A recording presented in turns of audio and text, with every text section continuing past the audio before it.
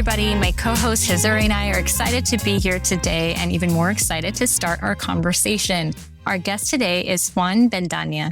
Juan is a sought-after speaker, author, and DJ who speaks on high school and university campuses, as well as at conferences internationally. He speaks to over 50,000 students, educators, and parents across Canada and the United States every year. This summer, Juan partnered with BeMe to be our youth ambassador. His advice for teens is featured both in the BeMe app and on our social media channels. He's the author of 12 Keys, How to Live Fully, Achieve Greatly, and Lead an Epic Life, which helps students build better habits, boost productivity, and optimize their life. Juan gets students excited about engaging with their schools and communities and uses storytelling, humor, and live DJing to highlight a message that has a lasting impact that sticks with students far beyond the speech. On the personal side, I hear he is a former snowboard instructor, a sushi expert, and fun fact, Juan can recite every word of The Lion King. Juan, anything you'd like to add? And we need to know, what's your favorite track on The Lion King soundtrack? Ooh, I think you pretty much covered everything. And my favorite track has to be Circle of Life. That's kind of mandatory. I was going to judge you if it wasn't. I'm just kidding. Yeah. What an absolutely impressive background, Juan. We're so happy that you're here with us today. And there's clearly a lot to talk about. So let's talk. Yes, absolutely. Welcome to Being Me, Juan. We like to start our Being Me podcasts by asking you to tell us a little bit about teenage Juan. Did you have a nickname? Were you confident or shy? Did you participate in school activities, sports, debate, drama? What was teen Juan like? Ooh, teen Juan, I'll take you back to 15-year-old, 14-year-old me, was the kid with no confidence. He was the kid that consistently doubted himself, that on the outside, he wore a filter of what people wanted him to be and would go to school and go to functions and be in friend groups and seemingly had it all together. But on the inside, I really struggled. And 14, 15-year-old me really struggled with confidence, really struggled with the ability to just accept the person that I was, because I felt like if I wasn't a certain way, I would be judged. I didn't realize at the time that you are judged anyways, that people will judge you no matter what.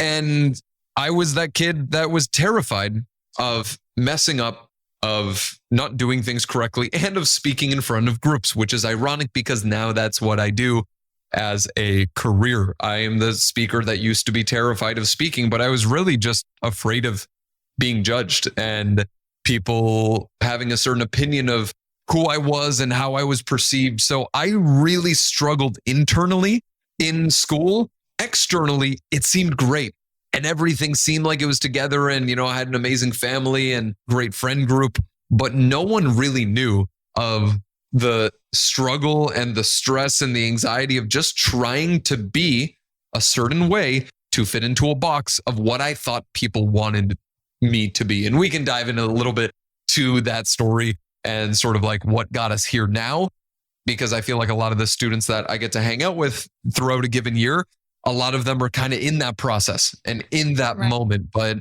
I was the kid that enjoyed sports, really liked going snowboarding. I was part of drama, but was terrible at it and didn't really excel in school because I didn't have the confidence to be able to invest in myself. So then I thought, so what? What's the point? Doesn't really matter. And that kind of led me, and those moments I see as pivotal because they led me to the person that I am today. So I was that socially awkward kid that couldn't make eye contact with people, couldn't talk to the girl that I really had a crush on, and went through school just trying to navigate it and figure it out like everyone else. Wow. I never would have guessed. But I guess that's the point, right? You never know what someone's truly experiencing, what they're going through, what they've gone through just by looking at them or how they carry themselves or how they get on stage and talk to the world. And I just appreciate you sharing that. I think that resonates with me. It resonates with, I'm sure, folks who are listening today. I have to ask, how did you start to build that confidence and just start, working on yourself or seeing things kind of shift and change in the way that you spoke to yourself, the way you felt, the way you talked to yourself? Ooh, that is a great question. And how much time do we have? Because there is so much there. And I think this is where everything changed for me. I had this idea that confidence was innate. It was something that you were born with, and there was confident people that just naturally were that way. And Anthony, that was also in my grade, was just always like that. And I was someone that didn't have the confidence, and so I was never going to. And I realized that was the furthest thing from the truth. I realized that confidence comes from, and there's this idea that confidence comes from competence or skill set. That is partially true, but it isn't the whole picture. What I did and what utterly changed my life and changed my ability to feel confident was being able to act based on the goals that I had for my life as opposed to the way that I was feeling in the moment. Because I was the kid that was constantly lazy or would want to procrastinate or didn't want to do the thing, talk to the girl, give the presentation. And I realized that there was no one that was going to put in the work to give the presentation, to go say hi to the new friend for me. It was on me to do that and to take that action. So I think confidence is rooted in the willingness and the decision to say, I'm going to do this thing that makes me feel uncomfortable. I'm going to do this thing that is going to stretch me. I'm going to do this thing that's going to make me grow. And it was the same thing that I applied to speaking. I was terrified of speaking in front of groups, so I understood that's exactly what I need to go do. I was terrified of making new friends and talking to people, so I realized that's exactly what I need to go do. Because confidence is a skill set. It's a skill set that comes from consistently putting yourself in a situation that you may not ideally feel 100% comfortable in. But it's a place that, wow, that didn't go as bad as I thought. Wow, people laughed and I actually did pretty well. Wow, she actually agreed or they actually agreed to go on a date.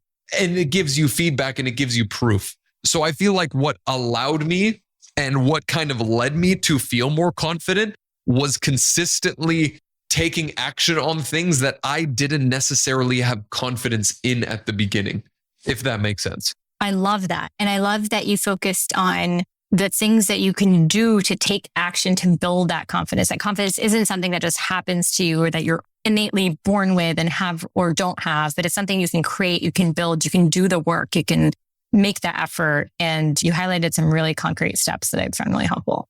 You know, as I mentioned in the introduction, as one of the top youth speakers in the country, you speak at both high schools here in the US and then also internationally.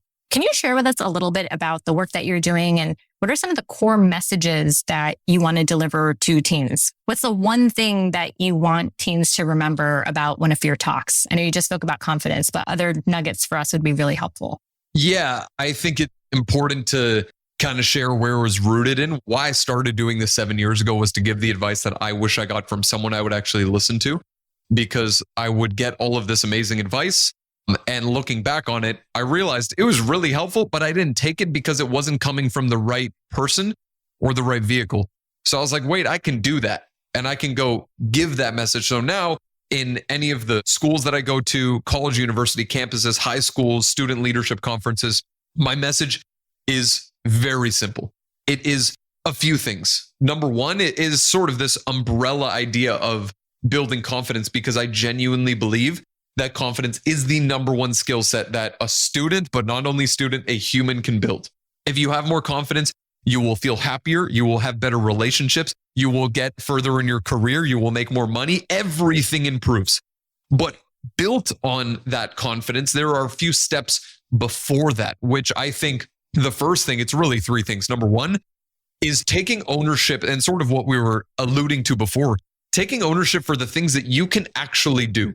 Because a lot of people fall into the trap of and make the mistake of blaming external circumstances for their lack of results. Well, it's the town that I'm from. It's the school that I go to. You don't get it. I'm socially awkward. I just procrastinate often. You don't understand. It's COVID. It's the situation. So then we make all of these reasons that may actually be valid, but they deter our progress. So I think the first takeaway, the first nugget that I give is really understanding that no one will change our lives for us.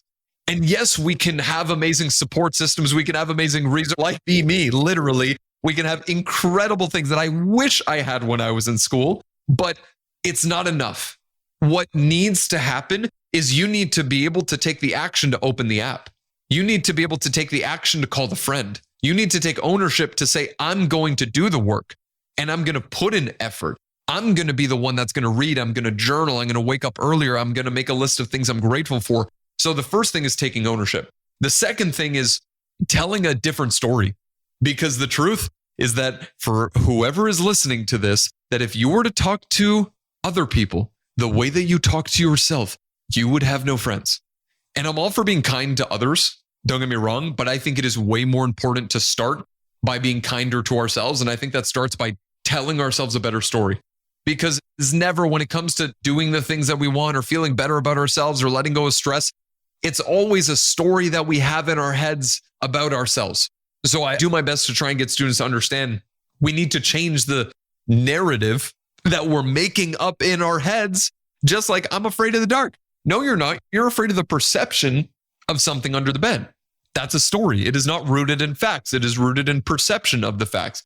People are not afraid of speaking in public. They're afraid of being judged. They are not, because if you're in a room in public with no one in it, you'd be able to talk. It's when you put people in the room that becomes the problem. It's a story. So the second thing is really changing that narrative, changing that story. And then the third thing is taking action on those things, because there's a lot of great ideas that we can have, and everyone has a great idea. But what's really scary to me is thinking about 5 years from now, even for me personally, 5 years from now, 10 years from now, 25 years from now, the person that I could have become, or running into or bumping into the person that I could have become. And I remind students of this fact of, you really only get one shot and you have to make it count. And what will make it count is not the ideas that you have. It is taking action on those ideas, because a lot of people have great ideas. But the truth is that 92% of Americans that set goals in a given year fail miserably because they stay as ideas. They don't take action. So those are sort of the three core concepts with this overarching umbrella of confidence that we dive into for most presentations. I love that. I feel so inspired just listening to you speak about this. I mean, it definitely sounds like your work with teens is more than just a job. Where did all of this passion and the mission-driven focus that I'm hearing come from? What inspired you to do this work with teens? It was having a really challenging time accepting the person that I was and trying to put a filter on my life to please people whose opinions at the time I didn't know, but were actually irrelevant. And I realized, I was like, wait, I've figured some things out around being more confident and being more of myself. I went from someone who felt like they needed to be someone they're not, that could not be confident, that was socially awkward, that would literally start shaking when they would be in front of 10 or 15 people. And now I regularly speak to 5,000, 6,000, 9,000 people. How did that happen? I was like, wait, I can draw that line and show students, this is how you actually do it. And who you are in your circumstances aren't fixed. And the reason I do it is for, the 15-year-old that has no confidence, the 16-year-old that feels lost in life, the 14-year-old that has no friends, that hates their parents or thinks that they hate their parents, that feels like they have no one and they feel like they don't have any other option. And I can go in there as a friend, as a mentor, as a guide, as someone who's just a little bit older, that they're like, wait, this guy is like, is he kind of like a student? Like, he's not a teacher. This is weird, but okay. And I can be that person. And getting the message from a student literally this last week of, hey, I know you don't know who I am, but I heard you speak 6 years ago. Or I know you probably don't remember, but I saw you speak 3 years ago and I wanted to let you know that you changed everything for me. And I genuinely don't believe that I'm so special and that I changed their life. I don't think a speech changes someone's life. I think a speech allows that person to make certain decisions that will change their life. Yeah. So that's really powerful. I would say it's hearing you say that. It's for that. It's the kids that, I can't eat. Like, it's hard in a good way. It's hard to talk about. The kid that is like, I'm still here because you came to my school on September 7th. Yeah, that just it just destroys me. Like, not in like a bad way. I'm just like, that's why I have to keep on doing it for the one person in the room that needs to hear it. For that one person. I really like that your work is so focused on young people, because I think teen voices are often overlooked and left out of the conversation. Yes. Can you share more about how you work with young people and how you include them in what you do? Yeah, I think a lot of the work that I'm doing now in going into schools and conferences and whatnot, before it was a lot of giving keynote presentations. And I would go in, speak for 45 minutes or an hour, and then I go home. And I love it and I love what I do. But the one part that I didn't like is that I would go spend an hour or two and then I would leave. And there was great ideas, but then students naturally defaulted to the now what? Now what do we do with this? Okay, great. So I'm more so focusing my time and energy and effort on going into schools, into communities, into conferences, and not only doing, a keynote, but doing like workshops and facilitations and deep dives where we can actually say, okay, here are some great ideas, but how are you going to use this? How are you going to implement this? How are you going to make this a part of your day, of your week, of your month, of your life? And I think it goes to show like what BeMe is doing is so great. And when we like initially had the conversations of doing this, why I was so immediately on board is because the continuation is almost as important as the spark.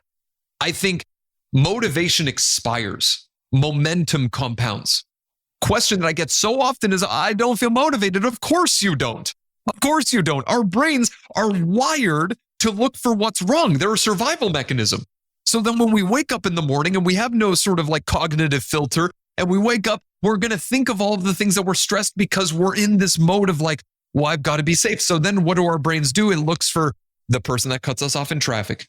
It looks for that friend that's talking behind our back. It looks for that girl that we like that doesn't know we exist. It looks for that person that we really want to build a relationship with, but we just can't figure out how. So our job needs to be to not look for the daily strategy for motivation. It needs to be, how do we build the program of momentum? And that happens not in one fell swoop. That happens in the daily build. So that's what I'm focusing on more of, helping students understand and realize that things like this, things like BeMe, things like I'm going to do a challenge with my friends. I'm going to do a challenge with my student council.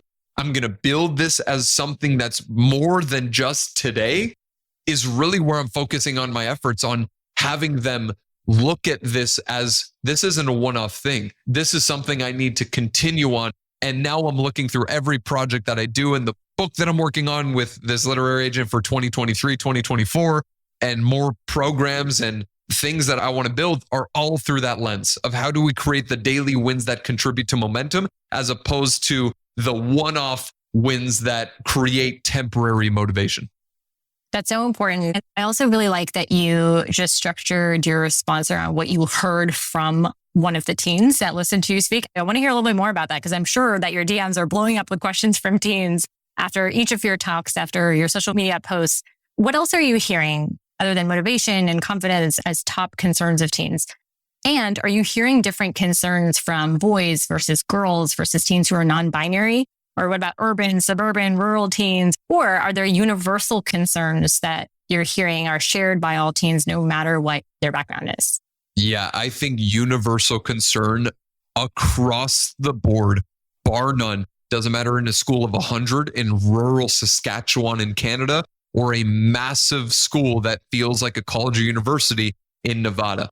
It does not matter. The number one thing is acceptance, is fitting in, is feeling like they are a part of something, feeling like they belong, feeling like they matter, and feeling like they can be themselves, which for the most part, they can't. For the most part, a lot of students feel like they need to be a certain way to please the people in their school, the people in their family, their teachers, their friends, the people that they like. So I think across the board, it comes down to people just want to feel like they matter, and they feel like they belong, and they feel like they fit in, and they're part of a community, and they're part of something. And I think, that goes to the idea of confidence. That goes to the idea of feeling like they're important enough and they can be themselves, because we're living in a culture where being yourself can easily be criticized, especially with the prominence of social. So then what do people do? They dilute themselves, they water themselves down, and they try to be this person that fits into a mold of what they think other people want. And I think the hardest thing is that now students are kind of afraid to be themselves because they feel like they could either be canceled, they will trigger people in their school or in their communities or in the world. And I'm finding this with student leaders at leadership conferences, part of student councils a lot. That's a really big challenge that they're having where they're like, I don't know if I want to share my voice because it may be polarizing. And I think what people, not only students, need to understand is that you will be polarizing. There's going to be people, and this is something that I need to say, and I think it is very important. It's probably the most important thing I'm going to say on this entire episode. There is people that are not going to like you. There is people in your school, in your community, maybe even in your family, maybe in your friend group that will not like you, that will judge you, that will criticize you. And that's okay. We have this illusion that everyone needs to like us. And we set the standard that everyone needs to like us. It is just the furthest thing from the truth. You have people that are in your corner that support you, that love you, that are rooting for you. And then there's people that won't like you, that aren't in your corner, that want to tear you down, that are haters. Here's a really, really good rule of thumb that I sort of live by, and I feel like it isn't accurate 100% of the time, but this is a very good rule of thumb for everyone listening. 10% of people will like you no matter what. These are the optimists of the world, the Zuris, the Nehas, the people that are just look at the best in people and they just love you and they just like you for no reason. I consider myself one of these people. I like people for no reason. Like, I don't need a reason to like people. I just love humans. I love being able to meet new people, all that fun stuff. 10% of people will not like you no matter what. These are people that got stuck in traffic, that are just angry, that don't like you. They don't like the way that you look. They think the way that you sound is annoying. They don't like the way that your voice cracks. And that's okay. Just the negative Nancys of the, I'm sorry if your name is Nancy. Then the other 80%, I believe, is up to us in how we present ourselves and how we carry ourselves and the values that we have and the kindness that we bring and the good energy and the good vibes that we create. But the majority of people focus on the 10% of people that don't like them and probably just won't because you're not for everyone. You're not everyone's cup of tea. And maybe you're latte and that's like so much better anyways. That's 10%. Most people focus on those 10% as opposed to the 90% that's actually has the potential of being on our side. So the one thing I'm seeing a lot of as of late from students on Instagram, from students in person, is just how do I be myself? How do I stop caring what people think?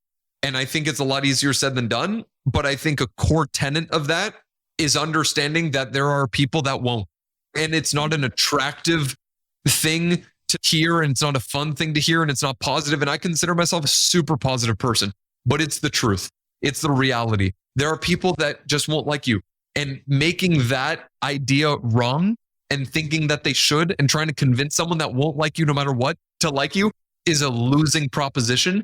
And I think we need to focus our energy and efforts on the people that are for us and the people that are in our corner and the people that do like us that can help us build that confidence and feel great about ourselves. So that's what I'm hearing, I would say, most often. You shared what you want teens to take away from your talks, but what do you take away from the experience? What have you learned from these teens that you didn't know before? Ooh, I would say that what I've learned over the past 7 years of doing this is that the number one most important thing, not only as a presenter, as a speaker, but as a human being that is trying to communicate and communicate an idea well, is authenticity. People have a really, especially students probably have the highest level spidey senses in the game. People have a very strong radar for authenticity, and you can just tell when someone's not being real and when someone is trying to put on a facade. And I remember early on, I am just first guilty person of doing this. Number one, absolutely calling myself out. At the beginning, I was so fake. I was not myself. I tried to be something that I wasn't. I tried to emulate other speakers that had already established careers. I would try and tell stories like them. I would try and be like them. I would try and do the same exercises and activities, and it didn't work. And it didn't land. And I wondered, I was like, why isn't this working?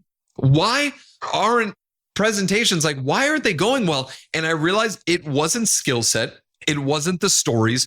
It was the authenticity.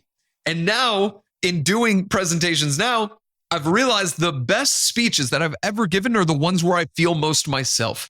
And whenever conference or an event wants to bring me in and they are like, okay, we need you to wear a suit and tie. And I respectfully say no, because that's not me. If for those of you listening, like I typically 90% of the time, and my friends know this and people at speeches know this, like I wear like shirt, a leather jacket, or like a shacket. I know it's shacket season right now, or like a bomber or like something. I wear like a nice jacket with jeans and maybe some like NMDs, some Adidas, maybe Chelsea boots. And that's just kind of my vibe. I'm not going to change that to check a box of you need to wear a suit and tie for this event, because that wouldn't be authentic to me. And they say, well, no, all of our I get that. I understand. That is not me. If you'd like me to come in and be able to be fully myself, I need to stick to that. And I need to do that. So I think for those of you listening that feel like you need to put yourself in a box so that you fit, it's just not true. I've been at conferences where typically they have the PhDs, the Olympians, the musicians, the Grammy award-winning artists. They have all of these people. And then they bring in this former socially awkward kid from Canada wearing leather bomber. And then they're like, well, this is kind of unusual. But the reason is because you can't fake authenticity. And audiences appreciate that. Students appreciate that, but people appreciate that. So if you ever feel like, oh, I need to be this sort of person for an interview or for just literally be you, be me. That's the game. That is the game. Thank you so much for speaking with us today, Juan. This was such a constructive conversation, and I think it'll really help a lot of teens. We're so happy that you're part of the BeMe community. All right, Juan, before we go, I have one last challenge for you. Ooh. In one line, what advice would you like to leave our teen listeners today? Don't strive for perfection, strive for progress. Love that. Juan, thank you so much for spending time with us. It was so great to hear about your work and all of the advice that you've had for us. Awesome. Well, thank y'all for having me. I appreciate you for being such amazing hosts.